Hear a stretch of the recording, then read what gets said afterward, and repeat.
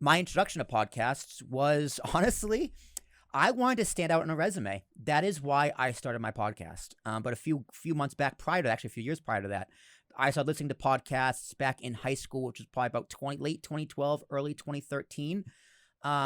Mainly because I was looking for something different. At that time, I kind of phased out of music. I didn't listen to my iPod in months.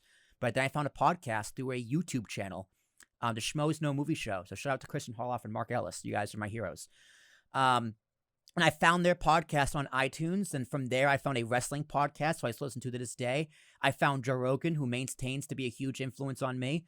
And then in college, sophomore year, I started my own first wrestling podcast, the King's Rings podcast, which, as of recording this, 311 episodes later, is still going strong. And I really started podcasting to stand out on a resume.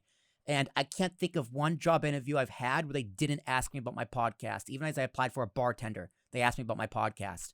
So podcasting is just ingrained in my life. I listen to podcasts more than I listen to music. I listen to podcasts while I do everything. I listen to podcasts while I'm cooking. I listen to podcasts when I'm in the shower. I listen to podcasts on the ride over here. I listen to podcasts when I'm playing video games. I listen to podcasts while I do everything. When I'm editing podcasts, I'm listening to my own podcast.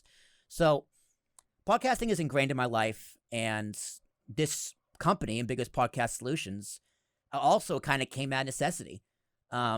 So you're going to get a lot of my passion in all of my podcasts, just as well as throughout this series. So hold your tears back, please.